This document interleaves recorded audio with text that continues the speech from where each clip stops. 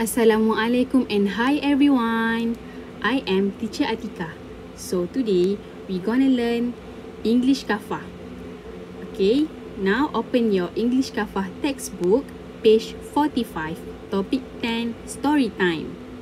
Okay, hari ni kita akan belajar English Kafah, bahasa Kafah, muka surat 45, topic 10, story time. Okay, I will recite the Quran verse.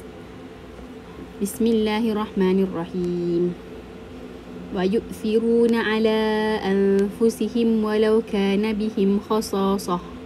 Wa man yuqa shuhha nafsihi fa ulaika humul muflihun. Sadaqallahul azim. Meaning, maksudnya, and give them immigrant preference over themselves, even though they were in need of that. And whosoever is safe from his own covetousness, such are they who will be the successful. Surah Al-Hasyr ayat 9. Okey, maksudnya dekat sini, mereka yang mengutamakan orang muhajirin. Immigrant dekat sini, immigrant, the word immigrant merujuk kepada muhajirin. Muhajirin ni maksudnya orang yang berhijrah.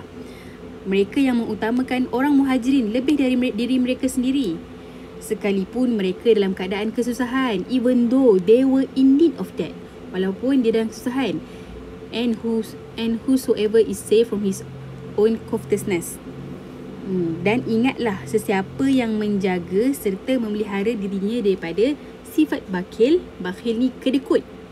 Such are they who will be the successful. Maka mereka itulah orang yang berjaya. Sadaqallahul azim.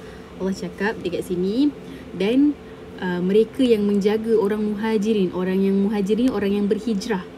Orang yang menjaga orang muhajirin ni adalah orang Ansar. Siapa ingat lagi kisah Ma'al Hijrah? Ada dua golongan. Golongan muhajirin dan golongan Ansar. Orang Ansar ni adalah orang yang duduk di bandar Madinah. Orang muhajirin ni orang yang berhijrah untuk masuk ke Madinah. Bila orang muhajirin ni dia berhijrah, dia tidak ada apa-apalah. Dia berhijrah dalam keadaan dia berpindah dalam keadaan serba kekurangan. Jadinya orang Ansar ni, walaupun orang Ansar pun dalam serba kekurangan, tapi mereka tidak kedekut. Mereka membantu orang muhajirin ni. Sebab tu nama dia Ansar. Ansar ni daripada perkataan Nasara, maksudnya tolong. Itu ringkasan daripada ayat surah Al-Hasyr ayat 9 ni lah. Okay, let's read story 1. Okay, jom kita baca kisah yang pertama. During the time of Prophet Sallallahu Alaihi Wasallam. Okay, bila saya cakap sallallahu alaihi wasallam, awak kena sambut selawat tu, sallallahu alaihi wasallam. There was a sahabi who came to the Prophet sallallahu alaihi wasallam. Okay, pada zaman Rasulullah dulu, ada seorang sahabat ni, dia datang berjumpa Rasulullah. He complained of hunger and distress. He complained ni maksudnya merungut, mengadu. Dia mengadu tentang hunger. Hunger, perkataan yang saya gariskan tu, tolong tulis maksudnya. Hunger maksudnya kelaparan, and distress, dalam keadaan yang kelaparan dan kesusahan. The Prophet SAW did not have any food. Nabi Muhammad SAW tak ada makanan. Then he asked the sahabat, who will take this sahabi as their guest as behalf of him? One answer said, I will. Okay, kemudian Rasulullah pun tak ada makanan nak bantu seorang sahabat tu. Kemudian Rasulullah SAW offer, menawarkan dekat tanya dekat sahabat Nabi yang lain, ada sesiapa tak yang boleh ambil sahabat ni sebagai tetamu bagi pihak aku. Kemudian seorang Ansar berkata, I will. Aku boleh gantikan, aku boleh melayan tetamu tu. Then look at paragraph number 2, the second paragraph. He took him home and told his wife that he is a guest of the Prophet sallallahu alaihi wasallam. Okay, kemudian sahabat Nabi tadi tu pergi ke rumah, pulang ke rumah. Kemudian dia bagi tahu isteri dia, ini adalah tetamu Nabi Muhammad. We will entertain him as best as we can, said the Ansar to his wife. Kita akan layan tetamu ni semampu yang boleh, sebaik yang boleh, kata Ansar tu kepada isteri dia. The wife replied that we have only enough food for the children. Isteri Ansar tu tadi katalah, tapi kita ada makanan yang cukup untuk anak-anak je. The Ansari said, put the children to sleep, and when we start eating, turn the lamp off so the guests may not be aware of my not sharing with him. Okay, kemudian sahabat Nabi tu dia katalah kan, tadi dia kata dekat suami dia, tapi makan yang ada tu cukup untuk anak-anak je. Kemudian sahabat Nabi kata, suruh anak-anak tidur. Okay, lepas anak-anak tidur, tutup lampu. Masa makan tu tutup lampu. So tetamu tu, guest maksudnya tetamu. The guest may not be aware. Aware ni maksudnya sedar. So tetamu tu dia tak sedar lah dia berkongsi makanan dengan tuan rumah. Okay, look at the next paragraph seterusnya, perenggan seterusnya. The scheme worked. The whole family remained hungry to enable the guest to eat to his fill. Kemudian cara tu berkesan. Seluruh keluarga tu kekal lapar untuk dia menahan perut, menahan rasa lapar tu untuk membolehkan tetamu makan. Okay, next story number 2. In the Battle of Yarmouk, dalam peperangan Yarmouk ni nama tempat. Dulu ada peperangan dekat situ. Abu Jaham bin Huzaifah radhiyallahu anhu, pada peperangan Yarmouk dulu, Abu Jaham bin Huzaifah ni keluar. Went out looking for his cousin. What is cousin? Cousin is sepupu. Okay, tulis kat situ maksudnya cousin, sepupu. Okay, Abu Jaham ni dia keluar nak cari sepupu dia, who was in the fight, yang mana sepupu dia tu ikut peperangan Yarmouk tu. He took with him some water. Kemudian Abu Jaham ni dia nak jumpa sepupu dia tu, dia bawa air lah, dia nak bagi sepupu dia tu rasa air, nak bagi minum air. He found his cousin in the last throes of death. Okay, kemudian Abu Jaham ni dia jumpa sepupu dia tu dah hujung-hujung nyawa dah. Last throes tu macam dah hujung-hujung nafas, macam dah nak meninggal, macam dah nak syahid. And then he approached him with the water he had. Okay, kemudian Abu Jaham ni dia pergilah jumpa sepupu dia tu. Dia bawa air yang dia bawa tu, dia nak bagi sepupu dia minum. Beside him, sebelah dia, beside tu maksudnya sebelah, berhampiran dia, came a groan from a wounded soldier. His cousin looked at him and told Abu Jaham to take the water to the soldier. Kemudian Abu Jaham tu dia dengar ada groan ni maksudnya rintihan. Rintihan ni macam suara merayu. Sakit, tak larat. Macam tu, groan tu macam merintih macam tu lah. From a wounded soldier. Wounded ni maksudnya terluka. Soldier, askar. Okay, rintihan tu dari siapa? Daripada askar yang sakit juga, yang askar yang terluka dalam peperangan tu. Kemudian cousin dia tu, sepupu dia kata dekat Abu Jaham, aku tak nak air tu, kau bagilah dekat askar yang sana tu, kau bagi askar tu minum. So Abu Jaham had reached the soldier, whose name was Hisham bin Abil As radhiyallahu anhu. Kemudian Abu Jaham pun bawa lah air tu, sebab sepupu dia kata tak payahlah bagi askar yang sakit tu minum. At the same time, pada masa yang sama, there was another person was grown. Dalam masa yang sama, ada orang lain juga yang merintih, merayu, sakit. Hisham also motioned Abu Jaham to give the water to other person. Kemudian askar yang sakit tadi tu, dia dengar askar lain lagi yang merintih kesakitan. Lepas tu dia kata kat Abu Jaham, aku tak nak air ni, kau bagilah air dekat orang sana tu yang lagi memerlukan. Dia cakap macam tu. Tetapi before Abu Jaham got to the person, he had passed away. Tetapi sebelum Abu Jaham sampai dekat orang tu, he had passed away. Pass away maksudnya meninggal ataupun mati syahid. Then Abu Jaham went back to Hisham. Hisham ni askar yang terluka tadi tu, nak bagi air. He also passed away, tapi Hisham pun dah meninggal. Finally, he went back to his cousin, but his cousin had also joined the other two. Dan tiga orang tadi tu yang dia pas-pas air, tak apa, aku tak nak air, bagilah yang sana tu. Tak apa, aku pun tak nak air, bagi yang sana tu. Last sekali, tiga meninggal tanpa sempat pun minum air. Okay, itu cerita dia. Okay, apa kisah pengajaran yang awak dapat daripada dua cerita tadi yang ustazah yang teacher yang ustazah cerita tadi tu lah? Apa pengajaran dia? Yang pertama, dia bagi tetamu makan walaupun dia tak cukup makanan. Yang kedua, dia bagi air walaupun dia pun memerlukan juga. Okey, tak apa.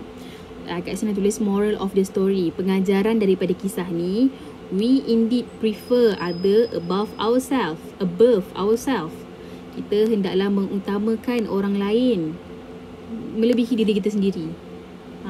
Kita naklah melebihkan orang lain. Maksudnya contoh, pernah tak awak balik kampung kan, awak makan, lepas tu nenek awak kata, Ahmad, tinggalkan sikit makanan untuk orang belakang. Orang belakang tu maksudnya orang lain yang belum makan lagi. Maksudnya kita tak bolehlah pentingkan diri kita sendiri. Itu pengajaran dari kisah ni. Kita tak bolehlah pentingkan diri kita sendiri. We cannot be selfish. Selfish ni maksudnya pentingkan diri sendiri. Tak boleh macam tu. Okay, moral of the story number 2. The things we like for ourselves, we should like for our brother.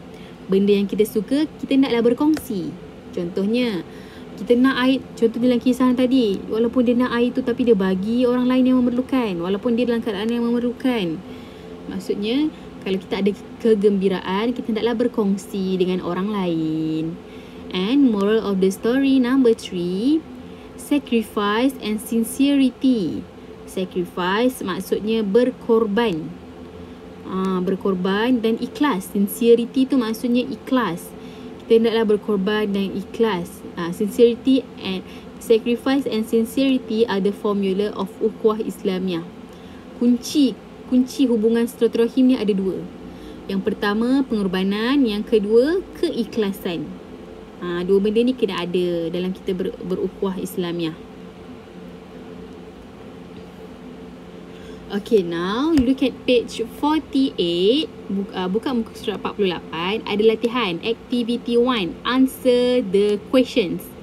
Jawab semua soalan tu lah. Okay, question number 1. Do you like the story? Circle your answer. Okay, awak suka tak cerita tadi? Awak suka tak kisah tadi? Kalau suka, bulatkan gambar orang yang senyum ni.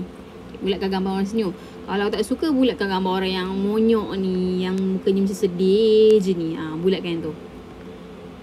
Okay, question number 2. What do you think of Ansari? Okay, apa yang awak fikirkan tentang sahabat Ansari tadi tu, yang melayan tetamu tadi tu? Tick at the answer. Tick right at the answer. Tandakan betul pada jawapan dia lah. A. He is selfish. Ansari tadi tu, sahabat Ansari tadi tu, pentingkan diri sendiri tak? Kalau pentingkan diri sendiri, tanda right dekat A. Okay, B. He is sincere. Dia ikhlas. Ikhlas tak? Kalau sahabat tadi tu ikhlas, tanda dekat B, tanda right. Ikhlas. Sincere is ikhlas. Okay, number 3. He is stingy. Stingy maksudnya kedekut. Kedekut tak hidung masin. Sahabat tadi tu kedekut tak? Dia berkongsi makanan. Kalau rasa kedekut, tak payah tanda. Kalau tak kedekut, kalau rasa kedekut, tanda. Kalau rasa tak kedekut, tak payah tanda. Okay, and D. He has to sacrifice. Dia berkorban.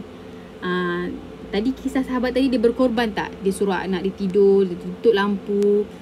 Kalau rasa itu pengorbanan, awak tandakan right. Okey, dekat soalan nombor 2 ni ada 2 jawapan. Awak fikirlah yang mana jawapan yang betul tu. Okey, question number 3. The next question. What was the sacrifice done by the soldier? Apakah pengorbanan yang telah dilakukan oleh askar dekat kisah kedua tadi? Circle your answer. Bulatkan jawapan awak. A. They kill themselves to save the others. Diorang bunuh diri diorang sendiri untuk selamatkan orang lain. Betul ke? Ustazah ada cerita ke kisah diorang membunuh-bunuh ni? Tak ada kan? Okey, abaikan jawapan A. Okey, look at answer B. They drank without any care for the others. Dia minum je air tu tanpa fikir orang lain. Kalau rasa kisah tu macam tu, bulatkan B. Kalau tak ada, biarkan. And C. They prioritize the others to drink while they were also in need. Prioritize ni utamakan. Maksudnya mereka mengutamakan orang lain untuk minum walaupun mereka sendiri dalam keadaan yang memerlukan sebenarnya. Okay, circle your answer. Bulatkan jawapan yang betul. A ke B ke C.